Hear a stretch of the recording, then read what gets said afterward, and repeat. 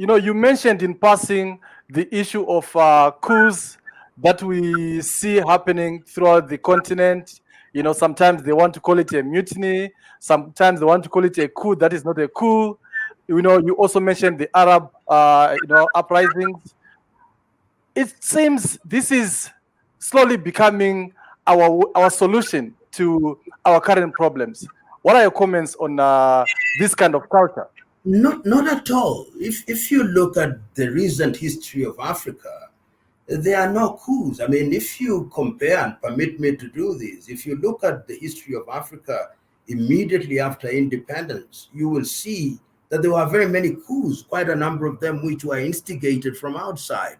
Look at the first, what one may describe as the first coup in 1961, barely 9 months after the Democratic Republic of Congo regained her independence. Patrice Emery Lumumba was removed from power and assassinated. And remember that Patrice Emery had actually invited the UN, and he was done in by the Belgians and the Americans. Then 2 years later, Silvanus Olympio was removed. And we had a series of these coup d'etats. 1966, the removal of Osagyefo Kwame Nkrumah. 1967, we saw the removal of Namdi Azikiwe and Abubakar Tafawa Balewa. Then we see the removal of Modibo Keita in Mali. And we have a series of coups. You then have in Congo, we have coups in Togo, we have attempted coups in Guinea-Conakry, although they did not remove that time Ahmed Sékou Touré. We see in the Gambia an attempt, in fact, successful coup to remove Dawuda Kairaba Jawara. You come to, in 1960s, there are mutinies in all East African countries. There is a mutiny in Kenya, mutiny in Uganda, mutiny in Tanzania. Of course, they don't succeed in Tanzania, but you see the removal of Obote in Uganda. And then you go to the Sudan, you see the coup, the removal in 1974 of Haile Selassie, and ultimately the removal of the Deg regime and the emerging of the guerrilla movements of Meles Zenawi and Yoweri Kaguta Museveni, and post-genocide of Paul Kagame. But if you look at the situation post-1989, and there is the African Charter on Democracy and Governance, which was designed, I think it was in Eswatini that this was made, that we will not allow coup d'etats or unconstitutional means as the basis of changing government. But there is a sense in which the leaders that emerged post-Berlin Wall, post-1989, some of them started misconducting themselves. And let's go to the Arab Spring. The Arab Spring starts very innocently. A young boy who is a graduate, has no opportunities.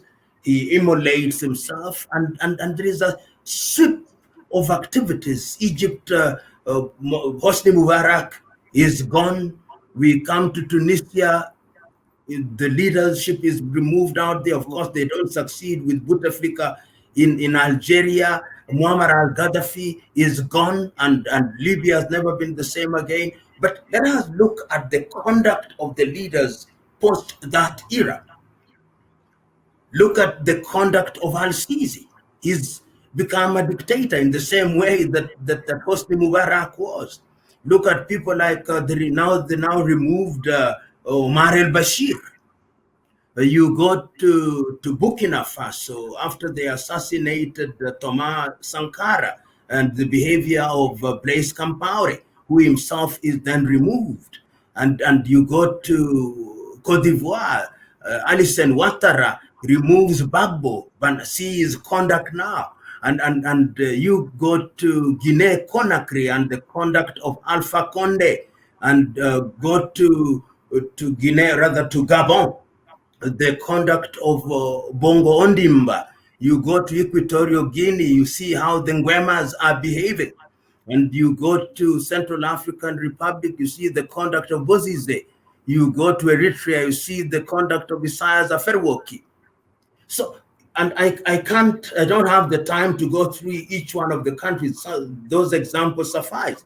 So there is an emergence of leaders who do not want to leave power.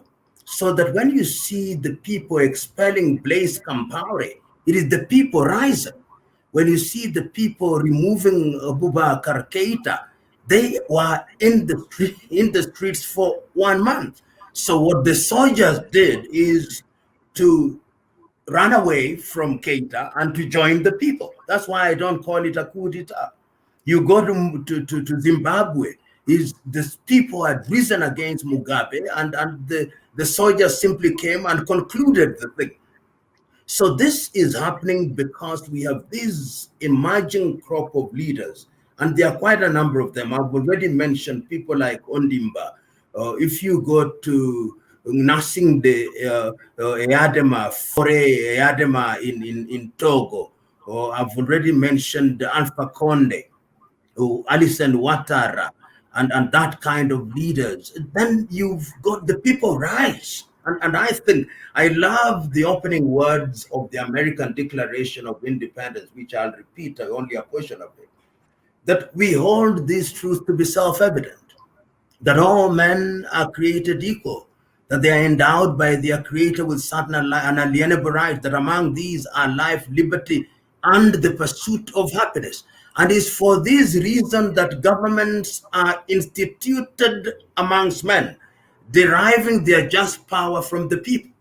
And if they don't use that power properly, it is the duty of the people to overthrow such a government and to institute another one. So the right of the people to change a government is always there. And there is this assumption, I don't support coup d'etats. I believe that soldiers belong to the barracks. But soldiers are also citizens. And to expect that they are going to be neutral, even when pain is being visited against the people, is to delude oneself. So if you want soldiers to remain in the barracks, the civilians must conduct themselves. And there is a history of soldiers who have saved their countries. Ask the Ghanaians. Coup d'etats were as frequent as breakfast in Ghana before Jerry Rawlings came in.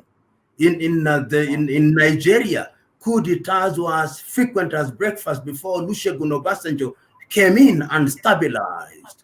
In Rwanda, before the advent of Paul Kagame and the RPF, it was the same thing. In Uganda, you saw that with the advent of Yoweri Kaguta Museveni. In Ethiopia, before the advent of Meles Zenawi. So there is a sense in which one cannot do what these Westerners are telling us, that this is the way to conduct yourself. And you know now, as I speak to you, there is a crisis in Belarus, inside of Europe. So there is a sense in which it is not true that coup d'etats are there. The people are getting restless because we have a crop of leaders who think that they are demigods. And I'm one who will support the people when they rise against these demigods who suffer from the Martyr complex and the Jehovah complex.